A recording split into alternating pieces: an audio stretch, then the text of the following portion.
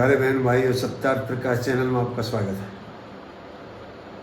जैसा कि आपको विदित है कि ये चैनल सत्यार्थ प्रकाश की प्लेलिस्ट बना रहे हैं हम इस चैनल के माध्यम से।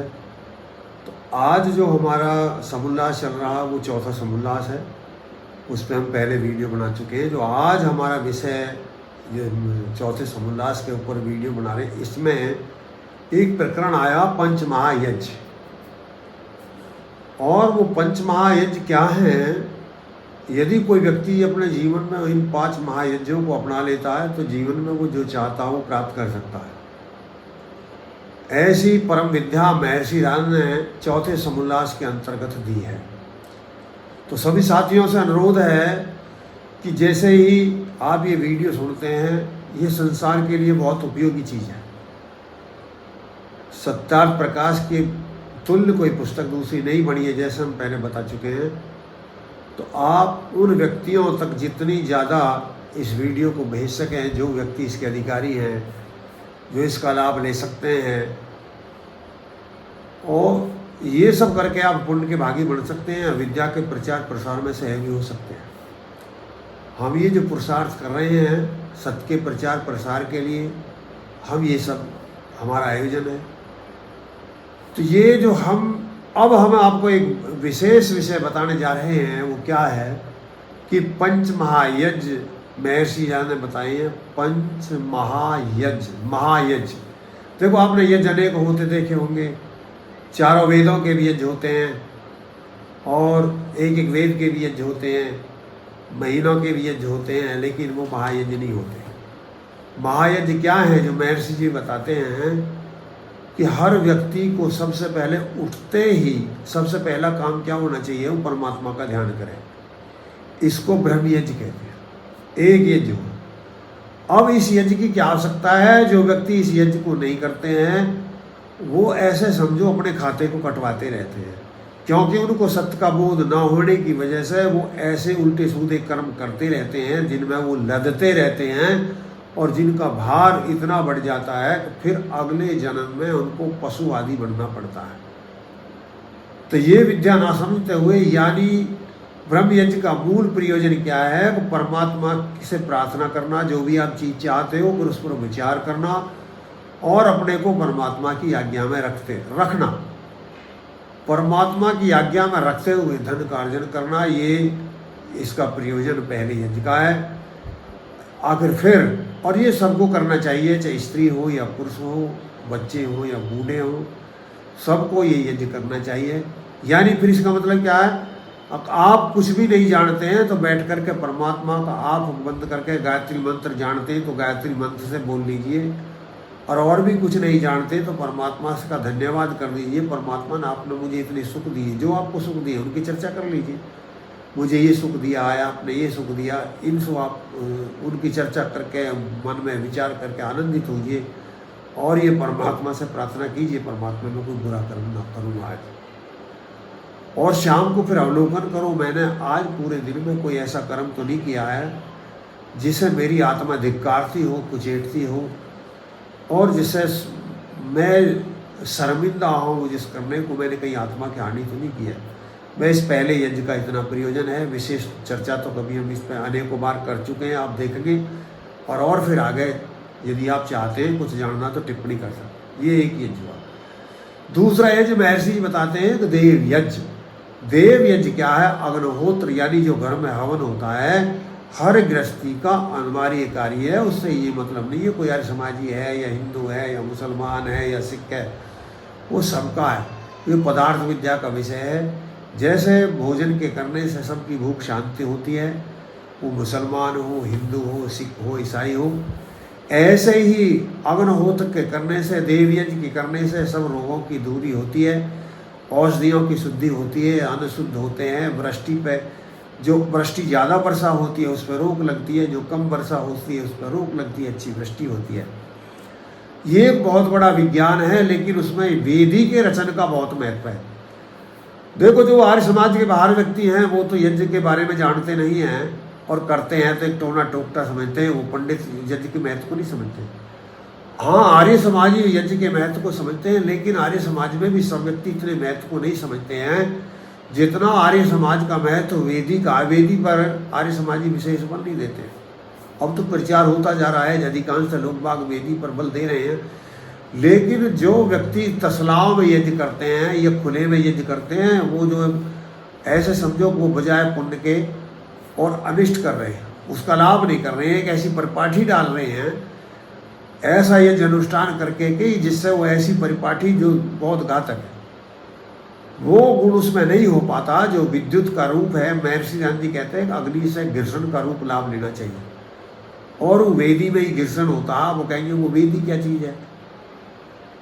वेदी का रचन महर्षि गांधी आवश्यक बताते हैं, यानी ऊपर थोड़ी देर के सोच लीजिए, ऊपर 4 फुट की है तो नीचे 1 फुट है, और चौड़ाई गहरी है, 4 फुट गहराई है उसकी।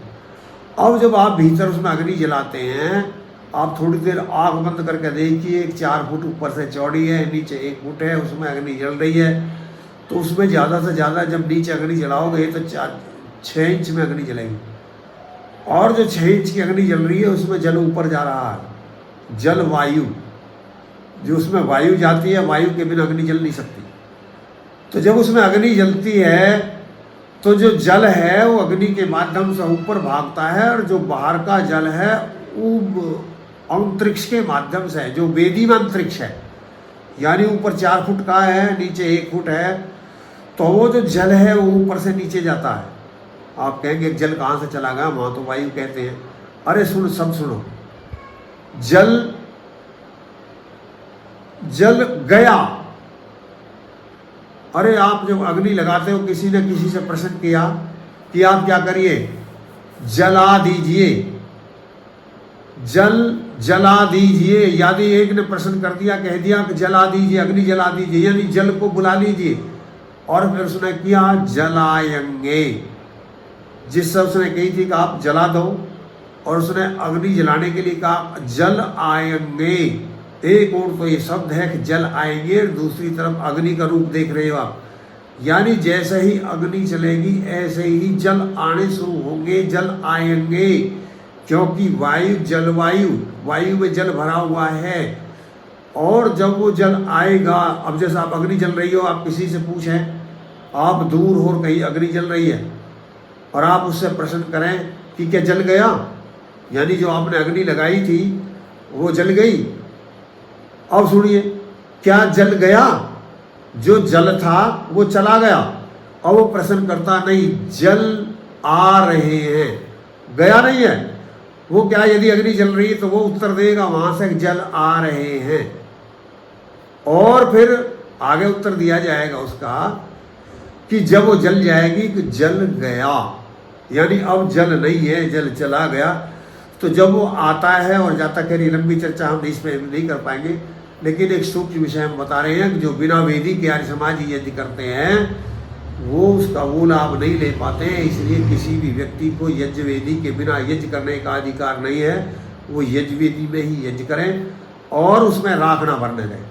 मैंने अधिकांश देखा जो दैनिक यज्ञ करते हैं वो भी, या जो विशेष यज्ञ करते हैं राख भरी रहती है, ऊपर आहुति डालते रहते हैं, तो वो व्यक्ति गलत करते हैं। राख उतनी ही जल्दी निकाली जाती रहनी चाहिए, वेदी बिल्कुल साफ होनी चाहिए।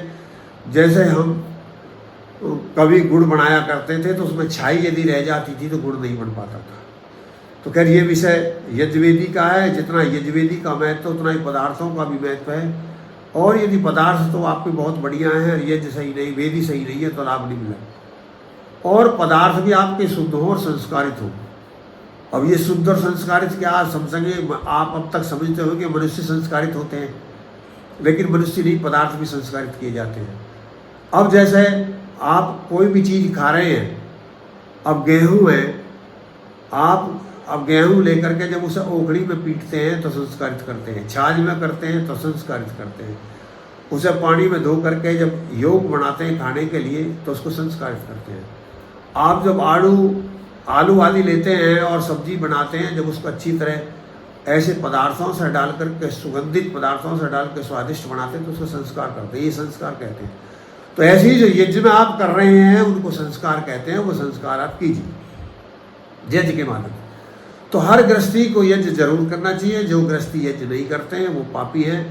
यज्ञ से बढ़ के कोई परोपकार नहीं है। या आप किसी की भी भक्ति करना चाहते हैं, यदि राम की भी भक्ति करना चाहते हैं तो बिगड़ यज्ञ के नहीं कर सकते, क्योंकि रामचंद्र जी ने उन व्यक्तियों को मार दिया था जो यज्ञ नहीं करने देते थे। और यदि आप भी यज्ञ नहीं करोगे तो फिर रामचंद्र जी आपके साथ भी क्या करेंगे। यानी कोई भी है, वो हिंदू है या मुसलमान है, सिख है या ईसाई है, गरीब है या रईस है, सबको यज्ञ करना चाहिए। जैसे भोजन नित्य है ऐसे यज्ञ जरूरी है हर गृहस्थी।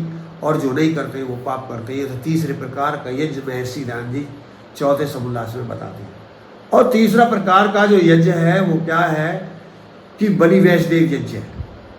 बलि वैष्णदेव यज्ञ में क्या आता है कि जो जितने भी जीव जंतु हैं दूसरे, हम उनको खिला करके खाएं। और यदि हम दूसरे जीव जंतुओं का ध्यान नहीं करते हैं, हम मांसाहारी हैं, तो हम अपराधी हैं। हमको देखो जीव मनुष्य को मांस खाने का अधिकार नहीं है। यदि आप अंडा खाते हैं, मछली खाते हैं, मीट खाते हैं, आप आज ही छोड़ दीजिए। ये सब आपको डंगवारे देने पड़ेंगे। उस दिन को याद कीजिए या थोड़ी देर के लिए कल्पना कीजिए कि जैसा आप किसी का मांस खा रहे हैं, यही मांस आपके शरीर से निकाला जाए तो कैसा महसूस होगा।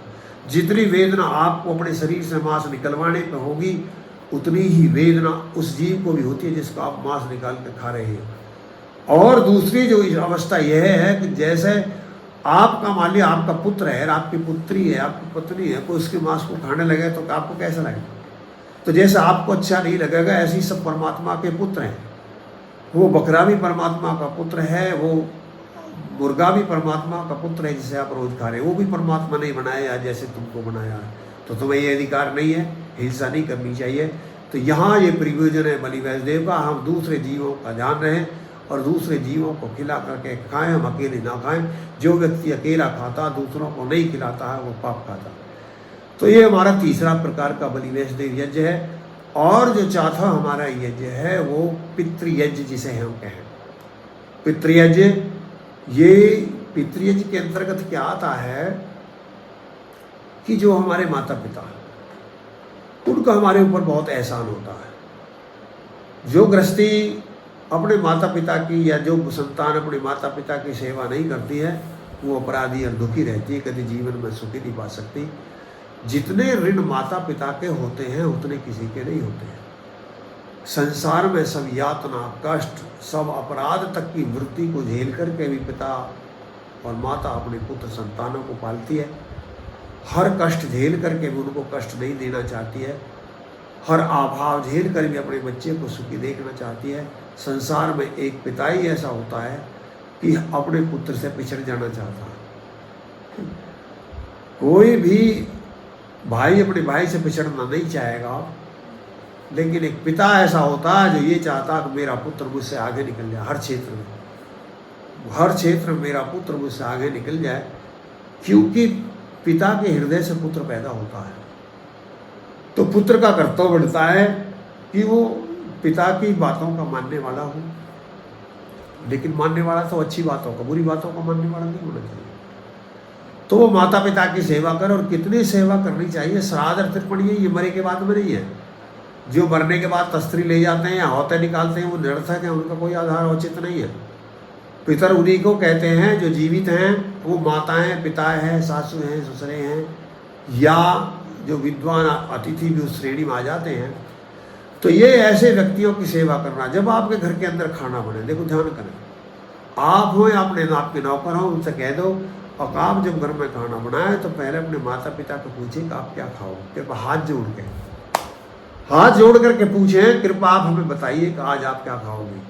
और इतनी शर्त और कि हमारी सामर्थ्यानुसार बताइए, जो हमारी सामर्थ्य हो। ऐसा मत बता देना जो हमारी सामर्थ्य में ना हो। ऐसी प्रार्थना करें, आदेश नहीं कर सकते, धमका नहीं सकते। अब ये चीज़ तो है ही नहीं, तुझे कहाँ से ला करके दे दें। और अच्छे अच्छे बढ़िया बढ़िया पकवान, अच्छे रसदार फल माता पिता के लिए लाने चाहिए। और ऐसी सेवा जो करते हैं तो एक ये पितृयज्ञ है। जो ऐसा, एक और बात ध्यान रहे, यहाँ महर्षि राम जी कहते हैं कि ये मत समझ लेना आप माता पिता की सेवा करके एहसान कर रहे हो। अरे जो तुमने लिया था उसका प्रत्युपकार कर रहे हो, दे रहे हो, एहसान कुछ नहीं है। तो ये वो जो उन्होंने उपकार आपके साथ किया, उस उपकार का आप बदला दे रहे हो। तो वो बड़े भागशाली हैं जिनके माता पिता सेवा के लिए हैं, तो उनको सेवा करनी चाहिए। ये हमारा चौथा प्रकार का यज्ञ। अब एक पांचवा प्रकार का यज्ञ महर्षि ध्यान जी और बताते हैं, जो 5 यज्ञ के अंतर्गत आते हैं, वो है अतिथि यज्ञ। अतिथि यज्ञ का मतलब है कि विद्वानों का संग करना, अतिथि जाके कोई तिथि ना हो आने की। आपके घर में कोई धर्मात्मा व्यक्ति आ जाता है, या हम दूसरी तरफ ऐसा भी कह सकते हैं कि यदि को अपने आप नहीं आता है तो हम किसी ऐसे विद्वान को अपने घर बुला लें। देखो, हमारे देश के अंदर एक प्रणाली रही थी पहले, जिसका हम बहुत लाभ लेते थे। हमारे पूर्वज बहुत समझदार थे। आप कहेंगे वो इतने समझदार थे तो फिर गुलाम क्यों हो गए थे? जहाँ उनकी समझदारी थी वहाँ वो परास्त नहीं हुए थे, और जहाँ उन्होंने वेद को छोड़ दिया था वहाँ परास्त हुए थे। हमने वेद को तो छोड़ दिया था। वेद की जगह जहाँ हमको तो तलवार चलानी चाहिए थी, शस्त्र चलाना चाहिए था। एक यहाँ का जो राजा था अशोक नाम का, कलिंग युद्ध के बाद वो बौद्ध हो गया था। वो उस दिन से भारत के दुर्दिन शुरू हो गए थे। अब लड़ना तो छोड़ दिया था, झिझड़े बजाने शुरू कर दिए थे। ईशा परमोधर्म, ईशा परमोधर्म, वाक्य दुख हमने झेला। 900 वर्ष गुलामी रही और लुटते पिटते रहे। आज भी उसी का दुख दर्द झेल रहे हैं। आज वही व्यक्ति जो यहाँ आक्रांता बन करके एक दिन आए थे, आज वही रोज झगड़े कर रहे हैं, रोज आंख दिखा रहे हैं, यहाँ करके बस रहे हैं। उनके सिर में दर्द किया हुआ जो यहाँ के मूल निवासी हैं। यहाँ पर जो ये दरिंदे हैं, जो जिनके कोई विद्या नाम से, कोई धर्म के नाम से कोई लेना देना नहीं है, केवल प्रयोजन अपनी सिद्धि है, स्वार्थ सिद्धि है, दूसरे जीवों को दुख देना है, ऐसी स्थिति समाज के अंदर व्याप्त हो रही है। तो ये जो हमारी दोष रहे जब हमने वेद को छोड़ दिया। और यदि हमने वेद को अपनाया हुआ होता तो ऐसा नहीं होता। हमने वेद छोड़ करके, शास्त्र के महत्व को छोड़ के, शस्त्र के महत्व को छोड़ करके गुलामी के हमने दंश झेला, और वो दुख आज भी झेल रहे हैं। तो मेरे साथियों, जो हम यहाँ प्रकरण कर रहे हैं, जो विद्वान है, जो अतिथि है, यदि वो, देखो सब अतिथि सम्मान के योग नहीं है। आप क्या करते हैं, कहते हैं कोई अतिथि तो जो घर में आया उसका सबका सम्मान करना चाहिए। सबका सम्मान करने की गलती सीता जी ने भी की थी और उसका अपहरण हो गया था। तो ऐसे ही आपके घर में यदि जो दुष्ट प्रवृत्ति के व्यक्ति आते हैं, जैसे भगत हैं, भगत से मतलब समझते हो, एक बहुत दुष्प्रचार है विशेषकर गुर्जर जाति के अंतर्गत। और ये मोहन बाबा के पीछे पड़ रहे हैं जिसका कोई दर्शन नहीं है, कोई दर्शन नहीं, कोई सोच नहीं, कोई विचार नहीं, बस घोड़ी पे चले गए, खीर खा ली दूध की। और ये क्या करेंगे, भगत के दौरे जा करके वो सासू को, यदि सासू जाती है तो कहेगा तेरी बहू ने तुझ पे करा दिया, बहू जाती है तो कहे तेरी सासू ने करा दिया। मतलब घर में कलह कलेश जितने भी करवा सकते हैं उतने करवाए जाते हैं। ये दुर्भाग्य है इस जाति का, इस वीर जाति का, कि ये महर्षि ध्यान के नेतृत्व में नहीं गई या महर्षि ध्यान की शरण में नहीं गई। एक जाति है जो जिसे हम जाट के नाम से जानते हैं, वो इस विषय में बहुत भाग्यशाली है। वो तो महर्षि दयानंद के पास गई और वो अपनी उन्नति और प्रगति कर गई। वो अपनी शादी एक बुग्गी में कर सकती है, एक ट्रैक्टर ट्रॉली में कर सकती है, अपनी बेटी के लिए ट्रैक्टर ट्रॉली दे सकती है, अपने बेटे के लिए बुग्गी भैंसी दे सकती है शादी में। लेकिन एक ये भी बिरादरी है जो क्या करती है कि बहुत बड़े डीजे बजा सकती है और भक्तों के अखाड़े करा सकती है। तो ये विद्या से दुश्मनी है। तो यहाँ अतिथि का हर मत अतिथि पूजने नहीं है। जब तक विद्वान की पूजा नहीं होगी अपने घर में, यदि आर्य समाज की, जिस घर में आर्य समाज के विद्वानों की पूजा होती है, यानी विद्वान बुलाए जाते हैं, पूजा से मतलब परिआचरण, जहाँ आर्य समाज के विद्वान बुलाए जाते हैं वहाँ सम्मान होता है, उनकी उन्नति होती है, प्रगति होती है। और जहाँ ऐसे ढोंगी निकम्मी आते हैं भगत जैसे, तो वो तो दुर्दिनी देखने को मिलेंगे, वहाँ क्या अच्छा मिले। तो ये अतिथि यज्ञ का मतलब है कि विद्वान को अपने शरण, विद्वान की शरण में जाइए और अपने घर पर बुलाइए। ये एक अतिथि यज्ञ। आप, हमारे यहाँ एक प्रणाली थी, अमावस्या के दिन हमारे यहाँ घर पर सब आया करते थे। यानी हम याद करो, जो हमारे थोड़े बड़े होंगे उनको पता होगी, अभी आपकी जो पीढ़ी है इसको तो पता नहीं है। अमावस्या होती थी, हमको खूब याद है। घर पे जितने भी पशु होते थे दूध नहीं दिया जाता था, नागा रहती थी, एक भी किलो दूध नहीं देते थे, घर रहते थे, हल चलाते, हल शायद हल समझते भी ना हो, बैलों के ऊपर जुआ रख के ले जाते थे, हल चलाते थे गेहूं के लिए। ट्रैक्टर नहीं चलते थे, जब ट्रैक्टर नहीं थे तो कोई नहीं ले जाता था, गाड़ी नहीं चलाते थे, बैलों को नहीं ले जाते थे, घर से बाहर नहीं जाते थे, सब अपने घर रहते थे, खीर बनाते थे। और बाहर के हमारे जो लोग बाग थे वो हमें उपदेश करने के लिए आते थे, जिन्हें हम देवता कहते थे। वो मरे हुए नहीं आते थे, जिंदे ही आते थे। वो देवता नहीं है 3 ईंट लगा दिए, एक आगे लगाइए एक पीछे लगाइए, लगा करके देवता बना दिए 5 ईंट लगा करके। वो देवता नहीं है। देवता 2 प्रकार के होते हैं, जड़ देवता और चेतन देवता। माता पिता देवता हैं, विद्वान देवता। ये विषय दूसरा है, हम कभी फिर चर्चा करेंगे।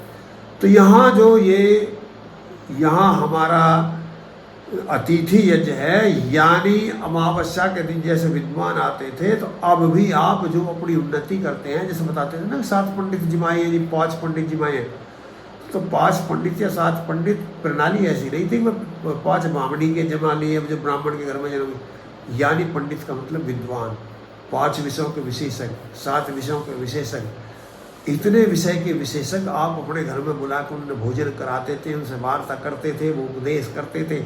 मान लिया आपने कोई अर्थशास्त्री बुला लिया जो धनवान व्यक्ति है, आप जब उसके सानिध्य में जाएंगे, उससे पूछेंगे जी भाई हमारी आर्थिक स्थिति कैसे अच्छी हो, तो वही तो आपको बता सकता है जिसकी खुद की आर्थिक स्थिति ठीक हो, आपकी मदद कर सकता है, रास्ता बता सकता है। तो एक पंडित है, यानी जो धनवान व्यक्ति है वो एक प्रकार का पंडित है। दूसरा प्रकार का पंडित मान लिया आप घर में बुलाते हैं विद्वान को, जो आयुर्वेद का जानने वाला हो, वो आपको बताएगा आपको ये चीज़ खानी चाहिए, ये नहीं खानी चाहिए, इतने बजे उठना चाहिए, इतने बजे सोना चाहिए। आप इससे निरोगी नहीं होगे, आप निरोगी रहोगे। जो तुम्हारी बीमारी है आप इसका ये इलाज कर लीजिए, आप ठीक हो जाओ।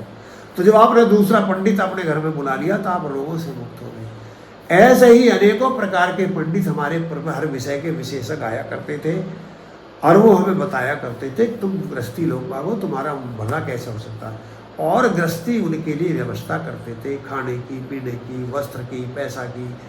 जब ये व्यवस्था वो विद्या देते थे, उनका भरण पोषण गृहस्थी करते थे।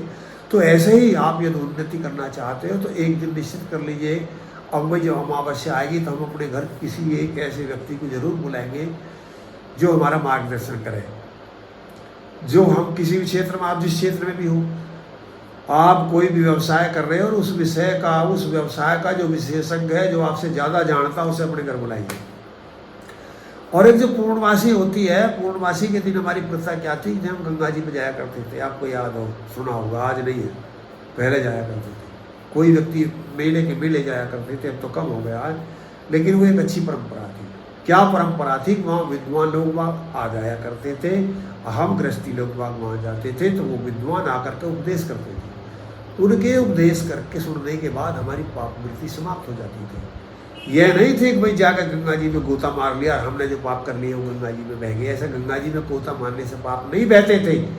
वहाँ जाकर के विद्वानों की, धर्मात्माओं के, ऋषि महर्षियों की बात सुन करके हमारी पाप करने की वृत्ति समाप्त हो जाया करती थी। तो ये होता था। तो ये अतिथि यज्ञ है, और महर्षि दयानंद जी इसके बारे में इतना बल देते हैं, वेद इतना बल देता है कि जो व्यक्ति इन यज्ञों को नहीं करता है, जिसके घर में विद्वान व्यक्ति नहीं आते जाते हैं, धर्मात्मा व्यक्ति नहीं आते जाते हैं, वो व्यक्ति पतित है। वो यहाँ तक भी कह देते हैं महर्षि दयानंद जी, जिस घर में कोई धर्मात्मा ना हो, जिसके घर में धर्मात्मा ना आते हो, जहाँ वेदों का पठन पाठन या वेदों का पंडित ना हो, ऐसे घर में तो संबंध भी नहीं करना चाहिए। ऐसे घर में विवाह आदि नहीं करना चाहिए जहाँ कोई सत्पुरुष ना हो, जहाँ सभी नशेड़ी हो, शराबी हो, कबाबी हो, सभी व्यसनी हो, दुराचारी हो, व्यभिचारी हो।